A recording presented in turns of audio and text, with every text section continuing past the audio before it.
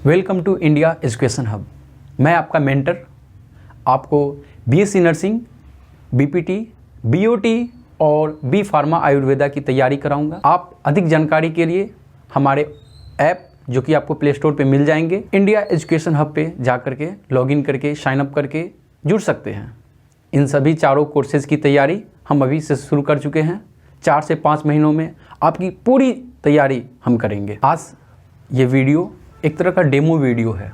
आप इसे देख करके हमारी क्वालिटी मटेरियल, क्वालिटी एजुकेशन को आप आकलन कर सकते हैं। आप ये देख पाएंगे कि हमारी किस लेवल की टीचिंग है। आज मैं आपको डेमो के रूप में डाइजेशन चैप्टर पढ़ाऊंगा। 11th का है digestion and absorption, chapter number 16 biology. मैं आपको बायोलॉजी में बॉटनी और जूलॉजी की तैयारी कराऊंगा और मैं आपको सभी चैप्टर की एक ओवरव्यू दूंगा और इम्पोर्टेंट पॉइंट्स दूंगा। सभी चैप्टर्स के आपको नोट्स मिलेंगे। हमारे चैनल इंडिया एजुकेशन हब से जुड़ जाइए। हमारा ऐप डाउनलोड कर सकते हैं आप, लिंक आपको डिस्क्रिप्शन में मिल जाएगा। तो चलिए आज का लेक्चर, डेमो लेक्चर स्टार्ट करते हैं।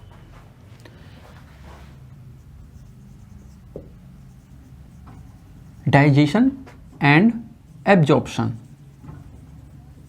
First of all we want to know what is digestion. हम डाइजेशन को जानना चाहते हैं। डाइजेशन है क्या? वैसे एक वर्ड है डाइजेस्ट।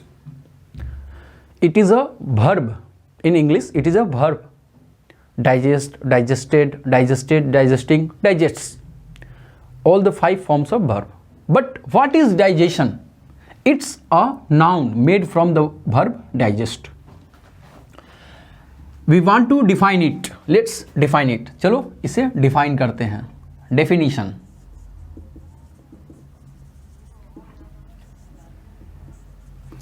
डाइजेशन की डेफिनेशन को देखते हैं। Breakdown of complex food material into simpler food material। ध्यान रखें, ये सिंपलर फूड मटेरियल जो होगा वो एब्जॉर्बेबल फॉर्म में होगा। जैसे कि आपने गेहूं को पीस कर आटा बना दिया, क्या आटा एब्जॉर्ब हो पाएगा? नहीं हो पाएगा।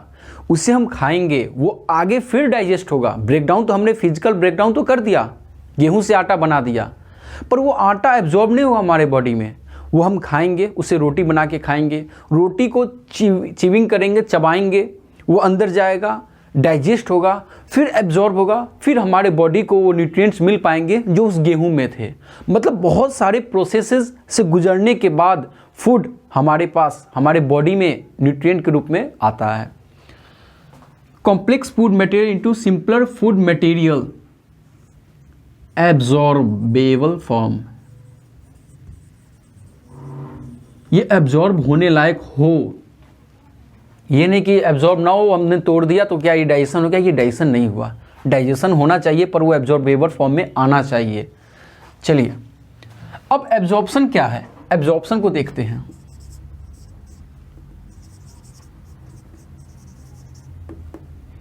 एब्जॉर्प्शन का डेफिनेशन, ये भी एक प्रोसेस है और ये भी एक प्रोसेस है। The process by which digested food is absorbed in our body. भाई एब्जॉर्ब तो होगा, पर क्यों एब्जॉर्ब होगा? एब्जॉर्ब होगा हमारे बॉडी के ग्रोथ के लिए। हमारे बॉडी में जो भी न्यूट्रिएंट्स की कमी रह गई उस न्यूट्रिएंट की फुलफिलमेंट के लिए। तो हम लिखेंगे the process by which digested food means simplest form, digested food is absorbed in our body। हमारे बॉडी में जो डाइजेस्टेड फूड है उनका एब्जॉर्प्शन का जो तरीका है उसको हम डेफिनेशन के रूप में यहाँ लिख रहे हैं। The process by which digested food is absorbed in our body comma known as absorption.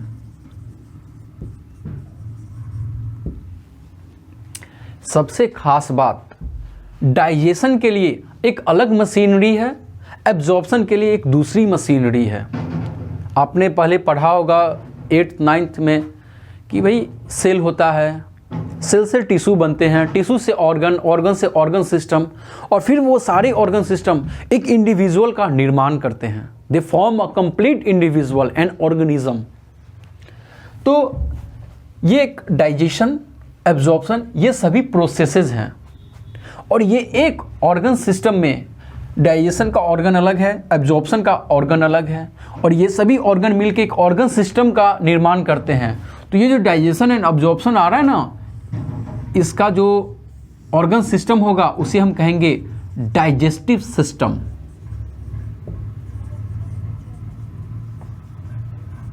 Digestive system ऐसे ही आएगा respiratory system, circulatory system, excretory system, skeleton system, muscular system, nervous system and so on. बहुत सारे systems हैं। तो सबके एक अलग अलग ऑर्गन्स है और सबका अपना एक काम है, स्पेसिफिक काम है। हम यहाँ देखेंगे डाइजेशन एंड एब्जॉर्प्शन, आपको बेसिक नॉलेज दे दिया। अब हम देखेंगे कि डाइजेशन कहाँ से शुरू होती है, फूड कहाँ से अंदर जाता है, कैसे बाकी चीज़ें स्टार्ट होती हैं, उसको हम देखेंगे। तो चलिए अब बाकी प्रोसेसेस हैं उनको हम स्टार्ट करते हैं। कैसे फूड अंदर जाता है, कैसे हम च्यूइंग करते हैं, मेस्टिकेशन क्या है, डेंटिशन क्या है, व्हाट इज़ माउथ, माउथ भी क्या है, कोई एक ऑर्गन है, और इसोफेगस, बाकी सभी चीज़ों के हम बारे में डिटेल स्टडी तो नहीं करेंगे पर एक ओवरव्यू जरूर ले लेंगे। तो चलिए शुरू करते हैं। बाकी प्रोसेसेस, माउथ, डेंटिशन, डाइफायोडेंट, मोनोफायोडेंट, ये सब क्या होते हैं, इसोफेगस क्या है, बाकी सभी चीज़ों के बारे में हम एक ओवरव्यू स्टडी करेंगे। First of all there is mouth. सबसे पहले हम माउथ की बात करते हैं। क्या माउथ एक ऑर्गन है? मुझे नहीं लगता कि ये ऑर्गन है। आप पढ़े होंगे एनसीईआरटी में, तो वहां लिखता है कि स्पेस के बारे में, किसी स्पेस के बारे में बात करता है। और क्या कोई स्पेस माउथ हो सकता है? कोई ऑर्गन हो सकता है? माउथ तो हो सकता है पर ऑर्गन नहीं होता। ऑर्गन, कोई ऑर्गन है भाई, सेल से बना, टिश्यू से बना, टिश्यू से बना हुआ कोई चीज़ होगा तो वो ऑर्गन होगा। माउथ मुझे नहीं लगता कि ऑर्गन है। क्यों? क्योंकि ये है, एक डेफिनेशन देख लीजिए माउथ का, the space surrounded by upper lip and lower lip. मतलब अपर लिप जो है और जो लोअर लिप है, यही माउथ है। This is the mouth. और आपको एक खास बात बता दूं, जैसे ये नोज है आपका, तो यहां पे जो मसल्स होते हैं, ये मसल्स, इसके चारों ओर, लिप्स के चारों ओर मसल्स होते हैं। इनका नाम है ऑर्बिस्क्यूलेरिस ऑरिस मसल्स। इनका नाम है ऑर्बिस्क्यूलेरिस ऑरिस मसल्स। पर इनका काम क्या है? आपके लिप्स का मूवमेंट, आप लिप्स को स्ट्रेच करते हो, कॉन्ट्रैक्ट करते हो, तो ये कैसे होता है? ये इनका काम है, ऑर्बिस्क्यूलेरिस ऑरिस मसल्स का। माउथ। इसके बाद आता है आपका टीथ। तो चलिए जो भी चीज़ें डाइजेशन में आती है उनका हम एक ओवरव्यू स्टडी करते हैं। फूड से स्टार्ट करते हैं कि हमें फूड क्यों ज़रूरत होती है। सबसे फर्स्ट क्वेश्चन है, why do we need food? हमें भोजन की ज़रूरत क्यों है? Why do we need food. अगला क्वेश्चन होगा, व्हाट इज़ फूड? वैसे ये पहला क्वेश्चन होना चाहिए पर कोई बात नहीं। What is food? फूड है क्या? Why do we need food?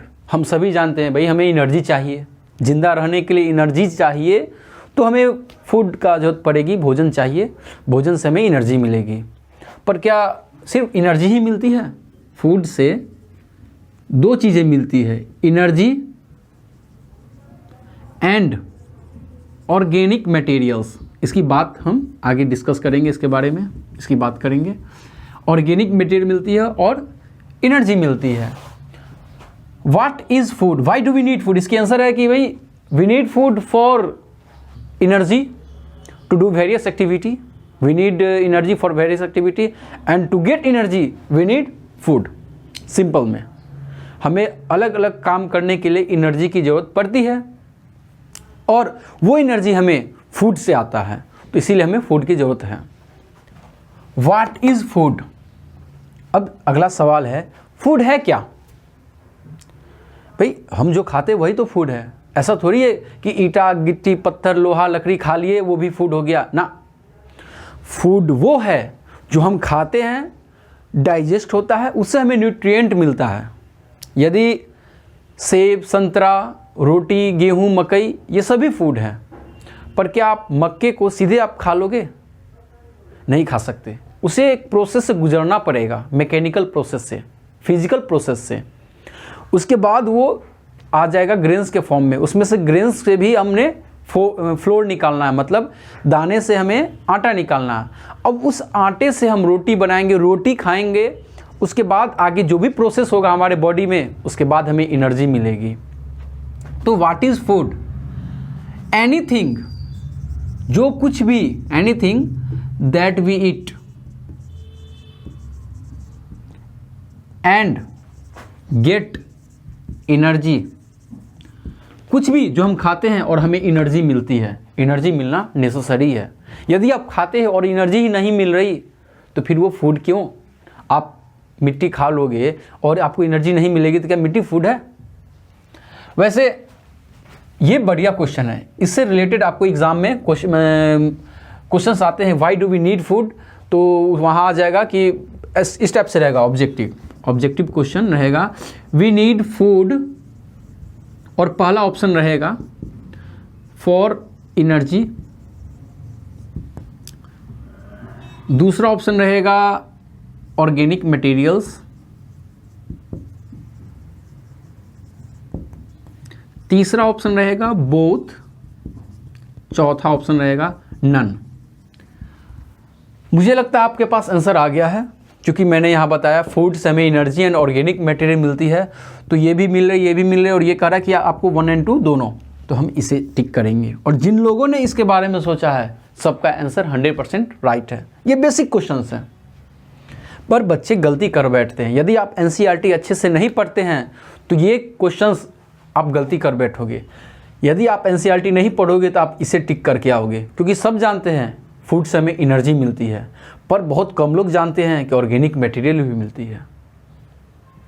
Energy मिलती है टू परफॉर्म वेरियस एक्टिविटीज़, अलग अलग कार्य करने के लिए हमें एनर्जी की ज़रूरत होती है। पर ऑर्गेनिक मटेरियल क्यों? ऑर्गेनिक मटेरियल की क्या ज़रूरत है? हमारे बॉडी के अंदर सेल से टिश्यू बनता है, टिश्यू से ऑर्गन।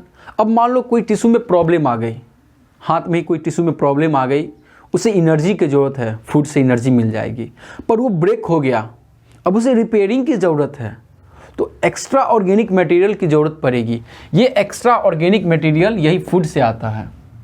तो 2 क्वेश्चन आपको क्लियर हो गए।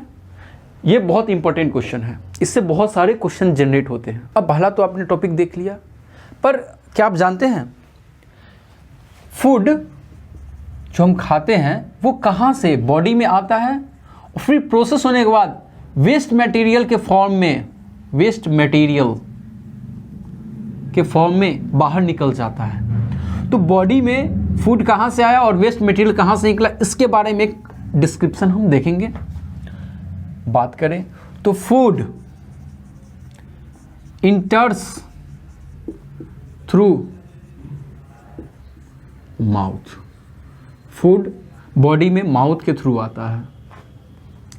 उसके बाद बाकी प्रोसेसेस हैं जिसमें डाइजेशन है, प्रोसेसेस डाइजेशन एब्जॉर्प्शन दोनों है, और फिर एक्सक्रीशन हो जाता है।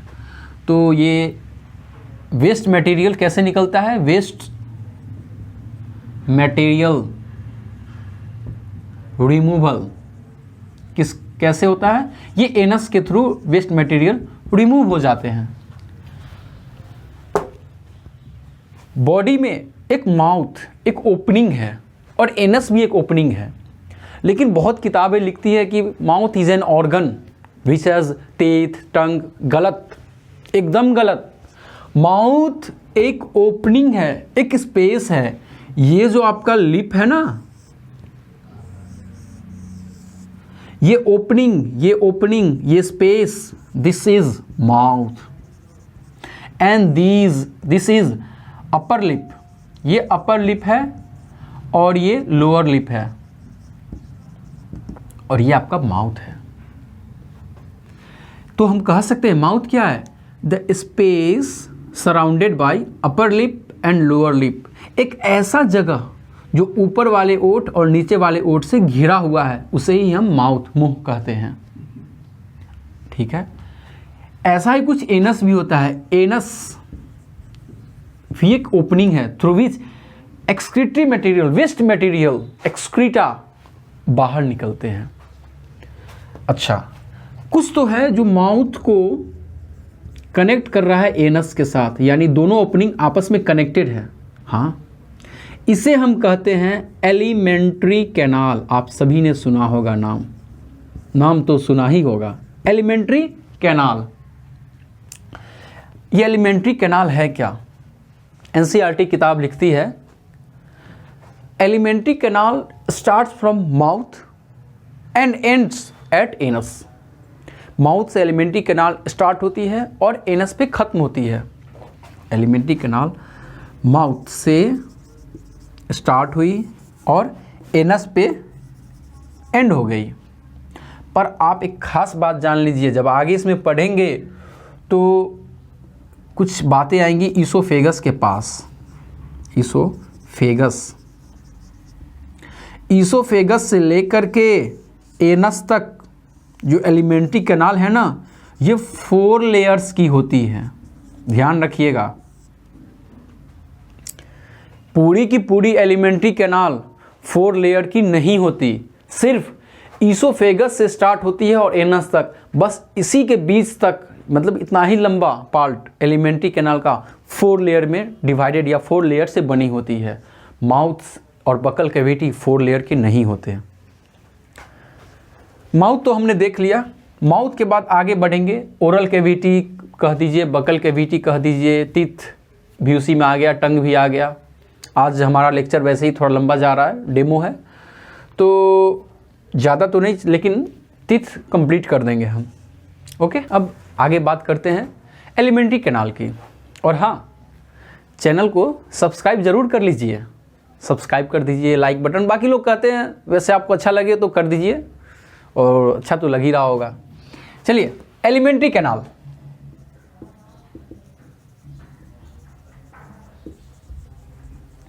एलिमेंट्री कैनाल में स्टार्ट करते हैं माउथ से, फिर आता है आपका टीथ। माउथ तो हमने डिस्कस कर लिया, अब बारी है टीथ की। What is teeth? Yes, teeth is not a space, it is an organ. ये एक ऑर्गन है, ये एक हड्डी से बना हुआ है। सारे टीथ हमारे हड्डी से बने हुए हैं। टीथ के बारे में बात करें तो इसका अरेंजमेंट, मतलब हमारे जो जॉ है ना, जॉ में देखोगे ऐसे ऐसे अरेंजमेंट रहता है, ऊपर में भी। ये जो आपका टीथ है, ये गलत हो गया, ये ज़्यादा सही रहेगा। कुछ इसी टाइप का आपका टीथ होता है।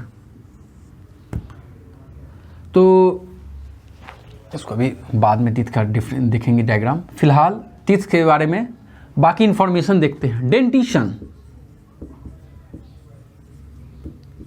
इंपॉर्टेंट पॉइंट डिस्कस करने हैं, मैं डीप में नहीं जा रहा हूँ क्योंकि टाइम उतना है नहीं। ओवरव्यू एक देते जाएंगे, आपको इंपॉर्टेंट पॉइंट बताते जाएंगे। डेंटिशन, डेंटिशन क्या है? डेंटिशन कहीं ना कहीं डेंट, दांत नहीं, डेंटाइन, मतलब related to teeth. Arrangement of teeth in our jaw, हमारे जबड़े में जो अरेंजमेंट है टीथ का, उसे ही हम डेंटिशन कहते हैं। Arrangement of teeth in our jaw is known as dentition, इसे ही हम डेंटिशन कहते हैं। अब डेंटिशन को कई बेसिस पे डिस्क्राइब किया जाता है, अलग अलग पार्ट में बांट दिया जाता है, जैसे मोनोफायोडोंट डेंटिशन, डाईफायोडोंट, हेट्रोडोंट,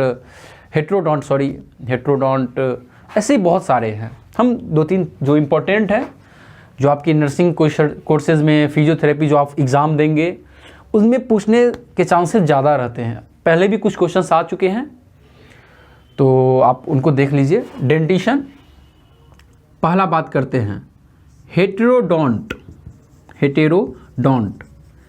आपने पहले पढ़ा होगा 8-9th में homogeneous mixture, heterogeneous mixture. Homogeneous mixture क्या होता है? जिसमें कंडीशन एक ही जैसा होता है, जैसे कि आप दूध में पानी मिला दो तो आप अलग नहीं कर सकते दोनों को, वो होमोजीनस हो गए। लेकिन आप नमक में बालू मिला दो तो नमक अलग कर दोगे, बालू अलग कर दोगे, तो ये हेटेरोजीनस हो गए। तो हेटेरोडोंट क्या हो गया? Different types, heterodont dentition, arrangement of different types of teeth. हमारे पास 4 टाइप्स ऑफ टीथ होते हैं, incisor, canine, premolar and molar. 4 type के टीथ हमारे पास होते हैं, इसीलिए हम इनको कहते हैं हेटेरोडोंट डेंटिशन। ये ह्यूमन बींग्स में पाए जाते हैं। हमें वैसे आपको जो है नर्सिंग का एग्ज़ाम होगा, फिजियोथेरेपी, बीओटी, आयुर्वेदा का, बी फार्मा, इसमें इससे हाई लेवल पे नहीं जाते, ये बहुत हाई हो गया, इससे हाई नहीं जाते। बहुत इजी क्वेश्चन है, आप हमसे जुड़े रहिए, आपको कभी भी कोई तकलीफ नहीं होगी किसी भी रिलेटेड टॉपिक में, चाहे फिजिक्स हो, केमिस्ट्री हो, बायोलॉजी हो। बायोलॉजी के लिए मैं आपके पास मौजूद हूँ ही। तो हेटेरोडोंट डेंटिशन हो गया। अब एक शब्द है मोनोफायोडोंट, एक है डाईफायोडोंट। देखिए, mono means 1, di means 2। Monophyodont ये ऐसे डेंटिशन के बारे में बात कर रहा है, मोनोफायोडोंट टीथ मतलब ऐसे दांत के बारे में बात कर रहा है जो जीवन में एक बार ही आते हैं। मोनोफायोडोंट टीथ करके बात करें, monophyodont teeth, those teeth which comes in life once in a time, once in life, जिंदगी में एक ही बार आपको वो दांत मिलेंगे। डाईफायोडोंट मीन्स दोबारा, जिंदगी में आपको दांत 2 बार मिलेंगे। यानी जो आप पढ़ते हैं ना मिल्क टीथ, परमानेंट टीथ, वो इसी में आते हैं। मिल्क, जिसको हम मिल्क टीथ, जिसको हम डेसिडुअस भी कहते हैं। मिल्क टीथ, जिसको हम डेसिडुअस टीथ भी कहते हैं। और परमानेंट टीथ होता है एक, परमानेंट, आप तो समझदार हैं, लिखना टीथ लिखने का कोई ज़रूरी नहीं, पर लिख देता हूँ। मिल्क टीथ, परमानेंट टीथ, 2 तरह के दांत जो हमारे पास अवेलेबल होते हैं लाइफ में कभी ना कभी स्टेज पे। तो ये डाईफायोडोंट की बात कर रहा है, ये मोनोफायोडोंट की बात कर रहा है, ये हेटेरोडोंट मतलब अलग अलग तरह के टीथ। एक और है थीकोडोंट। थीको शब्द आया है थीका से, थीका मीन्स सॉकेट। अच्छा, आप ये देख लीजिए, ये एक तरह से क्या है, टीथ है, ये है सॉकेट, ये ऐसे अटैच्ड होता है। तो ये सॉकेट हुआ, ये टीथ हुआ, इसे हम निकाल सकते हैं, लेकिन ये बहुत ही स्ट्रांगली अटैच्ड होते हैं। तो हमारे पास क्या है, थीकोडोंट टाइप टीथ हमारे पास है, हेटेरोडोंट टाइप टीथ हमारे पास है, मोनोफायोडोंट टीथ हमारे पास नहीं है, डाईफायोडोंट हमारे पास है, और जो हमारे पास टीथ है वो सारे व्यूअर्स के पास भी है। ठीक है, तो थीकोडोंट, थीका सॉकेट, ऐसा टाइप का टीथ जो सॉकेट में हो। हमारे जो जॉ है, अपर जॉ, लोअर जॉ, तो इनमें जो मैंडिबल मैक्सिला, जो भी आप आगे पढ़ेंगे जब हम स्केलेटन सिस्टम पढ़ाएंगे आपको, उसमें बाकी जो भी फेशियल बोन्स हैं उनका भी हम डिस्कस करेंगे। फिलहाल आपको ये समझ में आ गया होगा। थीकोडोंट, थीका यानी सॉकेट में जो टीथ हैं, सॉकेट में जो टीथ हैं उनकी हम बात कर रहे हैं।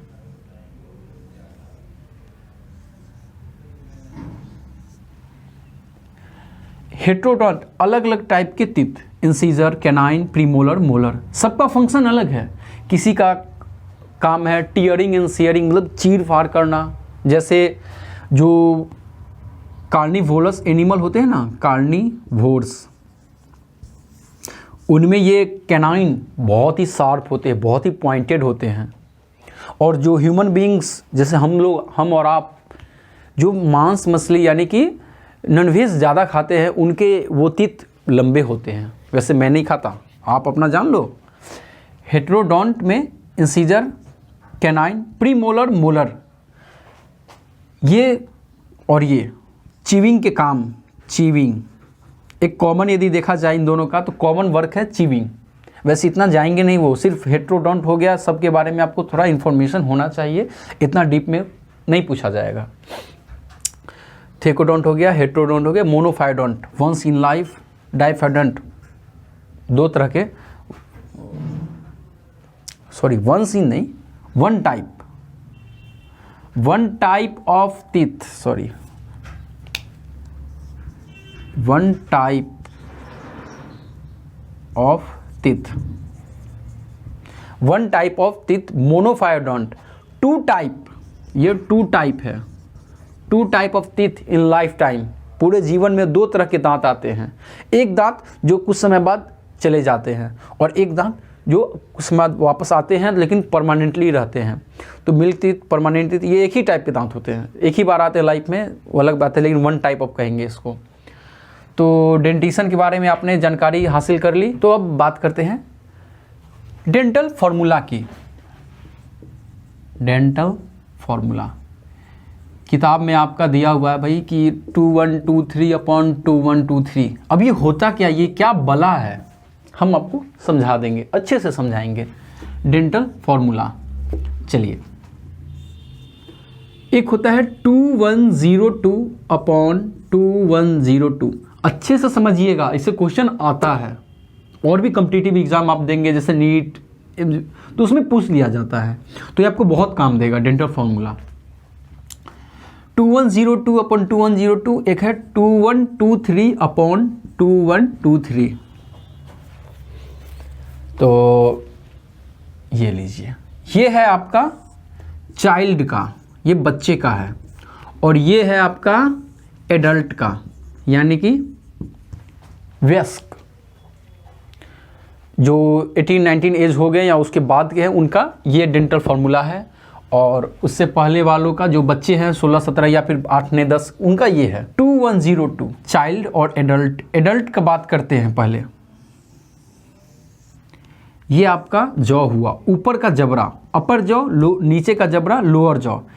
हम टोटल पूरे दांत को ही, यदि ये पूरा ऊपर का दांत नीचे का दांत है, 4 भाग में बांटते हैं। और ये है आपका 2123, 2123, 2123, 2123, सॉरी इधर गलती हो गई, ये इधर से जाएगा 2123, 2123। अब आपको समझ नहीं आ रहा होगा, लेकिन आप ये ध्यान दीजिए, ये दांत है और ये नीचे का दांत जो आपको दिखता है, हम इसकी बात कर रहे हैं। ये 2123 क्या है, ये ऊपर का incisor, canine, premolar and molar है। गौर से ध्यान दीजिएगा बहुत अच्छे से, इंसीजर, कैनाइन, प्रीमोलर, मोलर, यानी ऑल ओवर दांत, ऊपर के जबड़े का आधा पार्ट देखे तो 20 से इधर बढ़ेंगे तो इंसीजर कितने मिलेंगे, 2, यानी 2 इंसीजर, एक कैनाइन, नुकीला सा एक कैनाइन, 2 प्रीमोलर और 3 मोलर। ऐसा ही कुछ इधर भी होगा, 2 इंसीजर, एक कैनाइन, 2 प्रीमोलर और 3 मोलर। ऐसा ही नीचे भी होगा, हमारे इंसीजर आगे होते हैं। एक और बात, ये तीसरा नंबर जो है ना, ये मोलर का, मोलर जो 3 होते हैं, इसमें 2 + 1 ऐसे याद रखिए। ये एक जो अंतिम का जो लास्ट मोलर होता है ना, लास्ट मोलर, इसे हम कहते हैं विजडम टीथ। ये बहुत बाद में आता है और वैसे इसका कोई ज़रूरत होती भी नहीं है, ठीक है। ये जब 30 एज, मतलब लगभग 30-32 एज जब हो जाती है तब जाके ये दांत आता है। तो इसे विजडम टीथ कहते हैं कि भाई जब इंसान को अच्छा खासा ज्ञान हो जाता है, बुद्धि हो जाती है, दूसरे को जज कर पाता है कि हाँ उस लायक हो गया कि हम किसी को जज कर सके, यानी एज होता है ना 30 प्लस 35, उस समय ये दांत आती है, इसको कहते हैं विजडम टीथ। इसका कोई काम होता नहीं है वैसे। इंसीजर, कैनाइन, प्रीमोलर, मोलर, ऐसा ही बच्चों में होता है, लेकिन बच्चों में क्या है, incisor 2, canine 1, premolar 0 and molar 2। Adult में बात करें तो incisor 2, canine 1, premolar 2 and molar 3। 2102, 2123।